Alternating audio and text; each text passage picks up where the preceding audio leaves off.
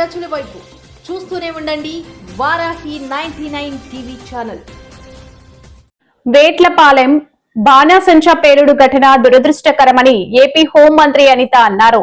ఇలాంటి ఘటనలు మరలా కాకుండా ప్రభుత్వం చర్యలు తీసుకుంటుందని తెలిపారు. ప్రమాద స్థలాన్ని మంత్రి నారాయణతో కలిసి ఆమె పరిశీలించారు. బాణాసంచా తయారీ కేంద్రంలో వైసీపీ ఎంపీపీ భాగస్వామ్యం ఉన్నట్లు తెలుస్తుందని మంత్రి అనిత తెలిపారు. ఇక్కడే ఉండి మొత్తం అంతా మానిటర్ చేసుకోవడం కూడా జరిగింది. ఒకటంటే ఫోరెన్సిక్ డిపార్ట్మెంట్ వాళ్ళు కూడా వచ్చి మొత్తం అంతా మెటీరియల్ అంతా చేస్తున్నారు. ప్రాథమిక ఇన్ఫర్మేషన్ ప్రకారం వాళ్ళు మెటీరియల్ చేసేటప్పుడు ప్రాపర్ వేలో చేయలేకపోవడం వల్ల జరిగిన ఇన్సిడెంట్గా భావిస్తున్నారు. ఎంక్వైరీ వేసాం, రిపోర్ట్ రాగానే దాని మీద తగిన చర్యలు తీసుకుంటాం. కొన్ని అనాధికారికంగా నిర్వహిస్తున్న దాంట్లోనే ప్రమాదాలు ఎక్కువ జరుగుతూనే ఉంటున్నారు. అమ్మ ఒకసారి మీరు అర్థం చేసుకోవాలి, ఇది అధికారికంగా ఎన్ఓసి ఉంది, at the same time licence ఉంది. ఈ లైసెన్స్ ఎన్ఓసి కూడా 2027 మార్చి వరకు ఉంది.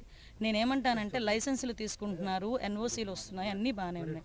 కానీ అనుకున్న దానికన్నా మెటీరియల్ కన్నా ఎక్స్ట్రా ఇప్పుడు ఈ విషయం ఫర్ ఎగ్జాంపుల్ ఇప్పుడు ఏదో నియర్ బై ఒక పండగ ఏదో ఉంది, ఆ పండగకి సంబంధించి ఇక్కడ ఆర్డర్ వచ్చింది. ఈ ఆర్డర్కి ఇమీడియట్గా చేయాలి.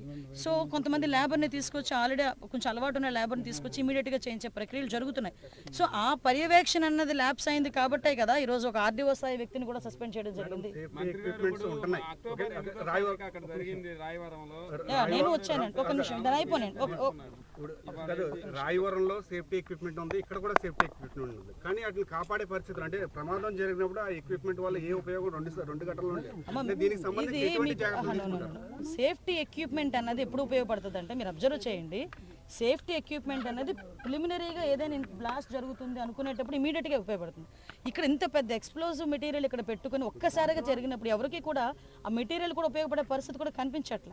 సో దీనికి ఏంటి ఒక ఎస్ఓపి కూడా లాస్ట్ టైము మన మన మన ఈనాడు విలేకరు చెప్పినట్టుగా ఆ రోజు రాయవరంలో జరిగిన ఇన్సిడెంట్ తర్వాత ఒక హై లెవెల్ కమిటీ కూడా వచ్చింది. మీరు అబ్జర్వ్ చేశారో లేదు, సురేష్ గారి నేతృత్వంలో, ఐఏఎస్ సురేష్ గారి నేతృత్వంలో ఆయన ఒక ఎస్ఓపి కూడా ఇచ్చున్నారు. ఆ ఎస్ఓపిని బేస్ చేసుకుని మేము తర్వాత ఫర్దర్గా కూడా ఎన్ఓసీలు కానీ లైసెన్సులు కానీ ఇస్తున్నాం. అయినప్పటికీ కూడా ఇలాంటివి జరిగినాయి కాబట్టి ఈరోజు 4 ఆఫీసర్లు మేము సస్పెండ్ చేయడం జరిగింది. మీకు చెప్తున్నానండి, ఇప్పుడే నేను లేబర్ మినిస్టర్ గారితో కూడా మనం సుభాష్ గారితో లేబర్ డిపార్ట్మెంట్కి మా దగ్గర ఇంతమంది పనిచేస్తున్నారని ఇక్కడున్న ఓనర్ మాకు లిస్ట్ ఇవ్వాలి. లిస్ట్ ఇచ్చి వాళ్ళు ఒక 100 రూపీస్ అంతే వాళ్ళకి సంబంధించి వెల్ఫేర్ బోర్డుకి కడితే కనుక వీళ్ళకి ఇన్సూరెన్స్ వస్తుంది. సో అది కూడా వాళ్ళు చెయ్యట్ల. ఇప్పుడు మా దగ్గర రిజిస్ట్రేషన్ ప్రకారం చూసుకుంటే ఓన్లీ 8 మంది మాత్రమే ఇందులో పని చేయాలి. 8 మందికే మేము పని చేస్తామని వాళ్ళు డిక్లరేషన్ ఇచ్చారు. ఇప్పుడు అరౌండ్ ఇంతమంది ఇక్కడికి వచ్చి పని చేస్తున్నప్పుడు అది ఆ పర్యవేక్షణ లోపం ఉంది కాబట్టి అధికారుల మీద చర్యలు తీసుకోవాలి. రాయవరం ఘటన తర్వాత ఎక్కడంతా లోపల స్టాక్ పెడతారనేది ఎక్కడ కూడా తనిఖీలు చేయట్లేదు అనేది ఇక్కడ గ్రామస్తులు చెప్తున్నారు. అలాగే వ్యాపారస్తులు చాలా మంది అడిగితే ఎవరు అధికారులు రావట్లేదని చెప్తున్నారు. మరి లేబర్ ఏమైపోతున్నారు, అలాగే దీనికి సంబంధించినటువంటి అధికారులు ఏమైపోతారు? అందుకే కదండి, కాదండి ఒకటి మీరు అన్నది కరెక్టే. ప్రమాదం జరిగిన తర్వాత సస్పెండ్ చేయడం అన్నది మా రెస్పాన్సిబిలిటీ, మేము చేస్తాం. ముందు ఆ పర్యవేక్షణ లోపం జరిగింది కాబట్టి ఇంతవరకు వచ్చింది. నేను విషయం ఏంటంటే మీరు అన్నది నేను ఒప్పుకుంటా. చాలా మంది ఏమవుతుందంటే ఆశ కొద్ది ఇంత మెటీరియల్ మాకు ఆర్డర్స్ వచ్చినాయి కాబట్టి ఇంత మెటీరియల్ పెట్టుకుంటాం. నేనేమంటానంటే ఒక వ్యాపారస్తుడు, ఇలాంటి యూనిట్ నడిపే వ్యాపారస్తుడికి రెస్పాన్సిబిలిటీ ఉండదా అండి? నేను అదే కోరుకున్నా. ఇప్పుడు ప్రతి ఒక్కటి కూడా గవర్నమెంట్ ఒక పక్క నుంచి పర్యవేక్షిస్తుంది. ఇప్పుడు మెటీరియల్ తీసుకొచ్చి యాజమానికి ఈరోజు పాపం యాజమాని అయినా బతికాడా చెప్పండి? ఆయన కూడా ఇందులోనే చనిపోయే పరిస్థితి వచ్చింది. ఏంటంటే కొంత మనం కూడా అలాంటి ప్రికాషన్స్, ఇలా యూనిట్స్ తయారు చేసే యజమానులు కూడా చిన్న ప్రికాషన్స్ కంపల్సరీగా గవర్నమెంట్ సూచించిన సూచనల మేరకు చేసుకుంటే మంచిదని నా అభిప్రాయం. నైపుణ్యం లేని కార్మికుల వల్ల ఇలాంటి ప్రమాదాలు చోటు చేసుకోవడానికి అవకాశాలు ఎక్కువ. ఎగ్జాక్ట్లీ అండి.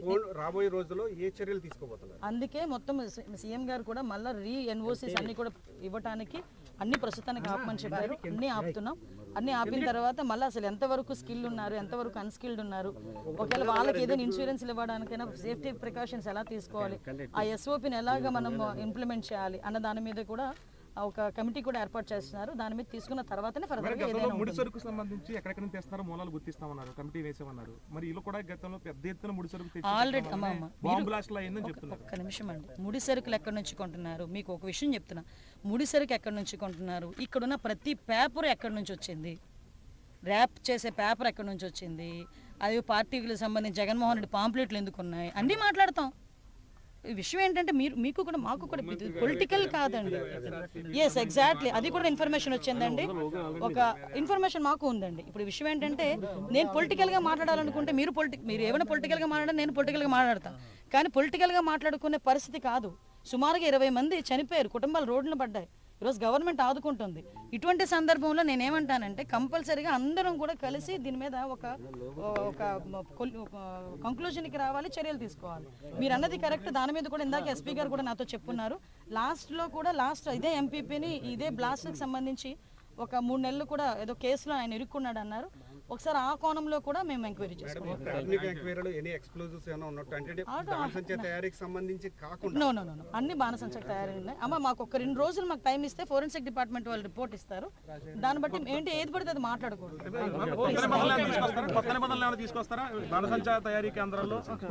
ఆల్రెడీ ఎంక్వైరీ వేసాం కదా, ఇచ్చిన రిపోర్ట్ని బేస్ చేసుకుని తీసుకున్నాం. దురదృష్టకర విస్ఫోటనం జరిగింది. ఇక్కడ ఫైర్ క్రాకర్స్ ఏదైతే మ్యానుఫ్యాక్చరింగ్ యూనిట్ ఉందో ఈ యూనిట్లో జరిగిన అత్యంత ప్రమాదకరమైన ఘటన నిన్న రాష్ట్రం మొత్తం ఒక్కసారి ఉలిక్కిపడేటట్టు జరిగింది. ఓవరాల్గా ఇందులోని 20 మంది ప్రాణాలు కోల్పోవటం, 9 మంది సుమారుగా హాస్పిటలైజ్డ్ అవ్వటం మనందరం కూడా చూస్తున్నాం. అయితే ఇన్సిడెంట్ ఇన్ఫర్మేషన్ గౌరవ ముఖ్యమంత్రి గారు పెన్షన్ల పంపిణీ కార్యక్రమంలో చీపురుపల్లిలో ఉన్నారు. పెన్షన్ పంపిణీ చేసి బయటకు వచ్చిన వెంటనే ఇన్ఫర్మేషన్ తెలిసిన తర్వాత ఇమీడియట్గా ఎంతమంది ఏమైంది, క్యాజువాలిటీస్ ఎన్ని ఉన్నాయి, ఎలా జరిగిందో ఒకసారి ఇన్ఫర్మేషన్ తీసుకోమని ఇమీడియట్గా నన్ను అక్కడి నుంచి పంపించడం జరిగింది. నేను బయలుదేరిన కొద్దిసేపటికి ఇంకా సారే ఇంత పెద్ద విస్ఫోటనం జరిగిన తర్వాత కంపల్సరీగా నేను వెళ్ళాలి, అక్కడ ఏం జరిగిందో చూడాలి, వాళ్ళందరికీ కూడా భరోసాగా నుంచోవాలని గౌరవ ముఖ్యమంత్రి గారు మీరు అబ్జర్వ్ చేశారు. ఆయన జెడ్+ సెక్యూరిటీ ఉన్న మనిషి, ఒక సెక్యూరిటీ ఎవరు లేరు, బీపీ కార్ లేదు, ఏమీ లేదు. డైరెక్ట్గా అతను చాపర్లో వచ్చి ఇక్కడ దిగి కలెక్టర్ గారి కారులోని పర్యవేక్షించడం కూడా మనందరం చూసాం. ఎందుకు ఈ మాట చెప్తున్నానంటే ఒక కమిట్మెంట్ గల ముఖ్యమంత్రి గారు స్పందించిన తీరు గురించి చెప్పడానికి ఇదంతా నేను చెప్తున్నా. అట్ ద సేమ్ టైం అదే టైంలో ఇక్కడికి రావటం, ఇక్కడికి వచ్చి మొత్తం ఈ స్థల పరిశీలన చేయటం, అక్కడికి మార్చురీ దగ్గరికి వెళ్ళి అక్కడ ఉన్న మృతదేహాలని వాళ్ళ కుటుంబ సభ్యులని మృతదేహాలను చూసి వాళ్ళ కుటుంబ సభ్యులను కూడా పరామర్శించి జీజీహెచ్కి కాకినాడ వెళ్ళి అక్కడ ఉన్న వాళ్ళందరినీ కూడా పరామర్శించి అక్కడ ప్రెస్కి కూడా అడ్రస్ చేయడం జరిగింది. ఓవరాల్గా ఈ దుర్ఘటన నేపథ్యంలో ఎంతమంది అధికారులు అయితే ఇందులోని అంటే రెస్పాన్సిబిలిటీ అంటే కొంత ఇర్రెస్పాన్సిబుల్గా ఉన్నారో ఆ 4 ఇర్రెస్పాన్సిబుల్ ఆఫీసర్స్ని గుర్తించి వాళ్ళని కూడా ఈరోజు